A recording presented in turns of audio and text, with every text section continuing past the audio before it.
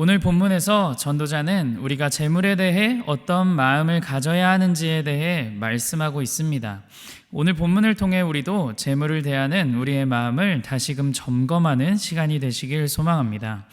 사람들은 모두 살면서 끊임없이 재물을 마주하며 살아가고 있습니다. 그렇기에 많은 사람들은 돈을 많이 벌기 위해 성공하기를 원하고 영혼까지 끌어모아 집이나 코인에 투자하는 사람들도 있습니다. 어떤 이들은 그저 일하기는 싫지만 돈은 많이 가지고 싶어서 돈 많은 백수가 되고 싶다라는 말을 하기도 하고, 건물주라는 단어에 신이라는 영어 단어 갓을 합성하여 갓물주라고도 표현하는 그런 단어도 등장하고 있습니다. 많은 사람들은 그저 돈이 많으면 행복할 것이라고 착각합니다. 그렇기 때문에 많은 사람들이 돈을 많이 가지기 위해 애를 쓰며 살아갑니다. 그러나 그렇게 살아가다가 혹여 많은 재물을 축적하게 되더라도 결국 그들에게 남은 것은 채워지지 않는 만족과 공허함 뿐입니다. 가지지 못했던 것들을 가지고 채우고 싶었던 만큼의 액수를 채워도 사람은 그것에 만족하지 못합니다. 왜냐하면 가지게 된 것을 어떻게 하면 더 많이 늘릴 수 있을까 고민하게 되고, 혹여나 잃지는 않을까 염려하게 되기 때문입니다. 그리고 혹여 더 이상 가지고 싶은 마음이 없을 정도로 많은 부를 축적하게 되더라도 결국 채워지지 않는 무언가로 인해 공허함을 느끼게 됩니다. 그렇기에 또 다른 것들로 그 만족을 채우기 위해 애를 쓰며 살아가게 됩니다. 오늘 본문 전도서 5장 10절에서도 이것에 대해 이야기하고 있습니다. 전도서 5장 10절입니다. 은을 사랑하는 자는 은으로 만족하지 못하고 풍요를 사랑하는 자는 소득으로 만족하지 아니하나니 이것도 헛되도다. 전도자도 은을 사랑하고 풍요를 사랑하는 것 모두 헛되다라고 말하고 있습니다. 왜냐하면 사람은 재물을 통해 온전한 만족을 누릴 수 없기 때문입니다. 작년에 개봉한 오징어 게임이라는 드라마는 재물을 통해 만족을 누릴 수 없다라는 것을 아주 잘 보여주는 드라마라고 할 수 있습니다. 오징어 게임은 사람들이 456억이라는 상금을 타기 위해 목숨을 걸고 극한의 게임에 참여하는 그런 이야기입니다. 거기서 오일남 할아버지가 이런 대사를 합니다. 돈이 하나도 없는 사람과 돈이 너무 많은 사람들의 공통점이 뭔 줄 아나? 사는 게 재미없다는 거야 라는 대사였습니다. 돈이 인생의 목적인 사람들 중에 돈이 하나도 없는 사람은 돈을 가지기 위해 안간힘을 쓰기 때문이고, 돈이 너무 많은 사람들은 아무리 먹고 마시고 물건을 사도 만족이 되기는커녕 마음속에 공허함만이 남기 때문에 사는 게 재미없게 느껴질 수밖에 없다라는 것입니다. 결국 재물이 인생의 목적이 된 사람은 채워도 채워지지 않는 만족감과 공허함에 빠져 살아가게 됩니다. 예수님은 어리석은 부자 비유를 통해 이와 같은 말씀을 하셨습니다. 누가복음 12장 15절 말씀입니다. 그들에게 이르시되 삼가 모든 탐심을 물리치라. 사람의 생명이 그 소유의 넉넉한 데에 있지 아니하니라 하시고, 어리석은 부자는 많은 부를 쌓기 위해 곡간을 헐고 더 크게 지어 풍성한 소출을 아무리 많이 쌓아두게 되더라도, 그리하여서 영혼이 이제 평안히 쉬고 먹고 즐거워하자라고 말하더라도 오늘 밤 당장 죽음을 맞이하게 되면 그 많던 소출도 그 부자에게는 아무런 소용도 없게 됩니다. 아무리 많은 재물을 쌓아두어도 오늘 밤에 죽으면 아무것도 가져갈 수 없습니다. 장례를 치를 때 노잣돈이라고 하면서 1,000원짜리를 수의에 넣어주는 것을 본 적이 있습니다. 그러나 그렇게 수의에 넣어주어도 죽음을 맞이한 사람은 어떤 한 사람이라도 1,000원을 가져갈 수 없습니다. 성경은 이에 대해 분명히 밝히고 있습니다. 전도서 5장 15절 말씀입니다. 그가 모태에서 벌거벗고 나왔은즉 그가 나온 대로 돌아가고 수고하여 얻은 것을 아무것도 자기 손에 가지고 가지 못하리니. 아멘. 아무도 죽음 뒤에 이 땅에서 살던 재물을 1원이라도 가져갈 수 없습니다. 인간의 생명은 소유의 넉넉한 데에 있지 않기 때문입니다. 인간이 지어진 목적은 재물을 위해 지어진 것이 아니기 때문입니다.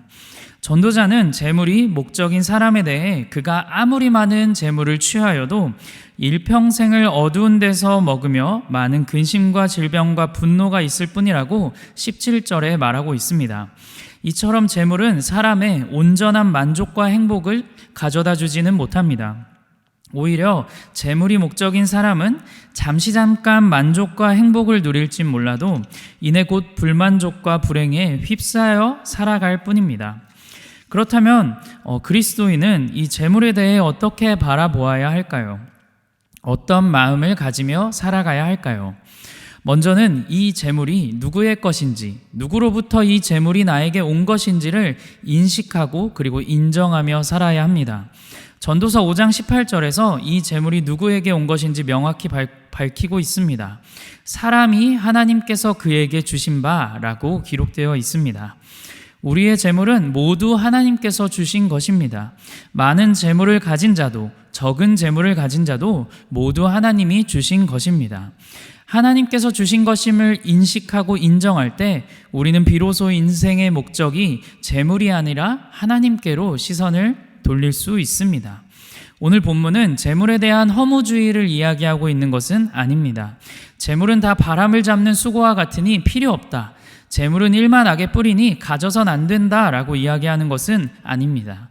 그 재물이 바로 누구로부터 온 것인지를 알아야 한다라는 것입니다. 성경에서 하나님은 이스라엘 백성들에게 땅을 주시는 것을 복이라고 말씀합니다. 이스라엘 백성들이 젖과 꿀이 흐르는 가나안 땅을 받는 것, 그곳에서 자라난 소출들을 먹으며 누리고 살아가는 것이 바로 복이라고 말합니다. 그들이 누리는 모든 것들이 복이 될 수 있는 것은 그들의 노력과 열심이 아니라 그들이 누리는 것으로부터 오는 만족이 아니라 이스라엘에게 누가 그것을 주신 것인지 알 때 비로소 복이라고 말할 수 있습니다. 우리의 삶도 마찬가지입니다. 우리에게 각자 주신 재물들은 모두 하나님께서 주신 것입니다. 각자의 삶 속에 서로 비교하며 더 많고 더 적고를 따지며 불행해하는 것이 아니라 하나님께서 주신 것임을 인정할 때 우리의 삶에 허락된 재물로 인해 공허함과 불만족에 휩싸이는 것이 아니라 그것이 주님이 주신 복임을 깨달으며 살아갈 수 있습니다. 그렇기에 두 번째로 하나님이 주신 것임을 인정하는 자들이 재물을 대하는 마음은 어떠해야 할까요? 그것은 바로 자족하는 마음입니다. 예수님은 재물에 대해 무엇을 먹을까, 몸을 위하여 무엇을 입을까 염려하지 말라라고 말씀하셨습니다. 하늘에 나는 새도 하나님이 기르시고 먹이시기에 하물며 들풀도 입히시기에 아무것도 염려하지 말라라고 말씀하십니다. 우리는 인생을 살아가면서 우리에게 없는 것을 찾으며 스스로 불행해져 갑니다. 그러나 이미 주님은 우리에게 필요한 것들을 주셨고 또한 앞으로도 그렇게 주실 것입니다. 그렇기에 오늘 하루 살아가실 때 주님이 주신 재물을 자족하는 마음으로 살아가시는 성도님들이 되시길 소망합니다. 전도자는 19절에 이렇게 말씀하고 있습니다. 또한 어떤 사람에게든지 하나님이 재물과 부요를 그에게 주사 능히 누리게 하시며 제 몫을 받아 수고함으로 즐거워하게 하신 것은 하나님의 선물이라. 아멘. 하나님은 우리의 수고에 제 몫을 주십니다. 그것이 하나님의 선물입니다. 하나님의 복입니다.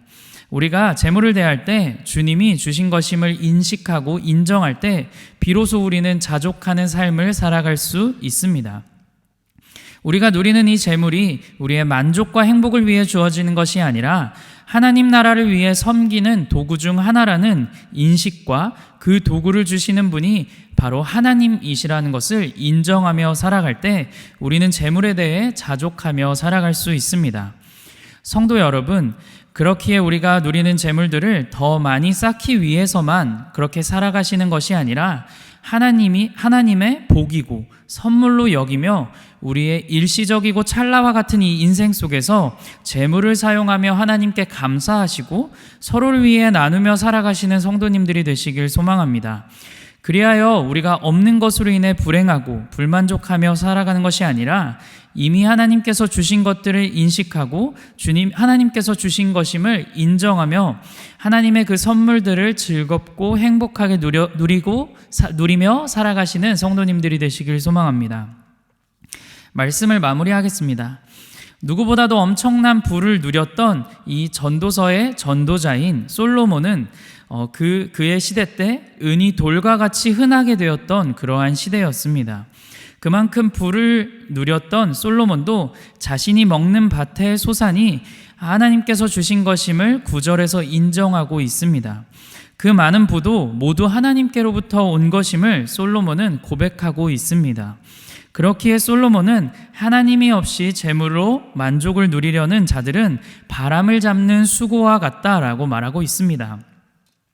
하나님이 없이는 아무리 많은 부를 누려도 그저 불행한 것일 뿐입니다. 우리가 살아가면서 재물은 필요한 요소 중 하나입니다. 오늘 본문은 그러한 부를 쌓고 누리며 살아가는 것이 잘못되었다라고 말하는 것이 아닙니다.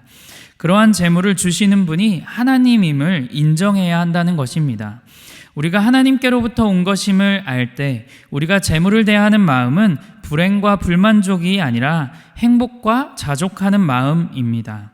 오늘 하루 살아가시면서 성도님들에게 허락하신 그 재물들이 하나님께로부터 온 것임을 인식하고 인정하며 살아가시고, 그리고 주신 재물들에 우리가 자족하며 살아가실 수 있는 성도님들이 되시길 주님의 이름으로 소망합니다. 우리 말씀을 생각하면서 함께 기도하도록 하겠습니다.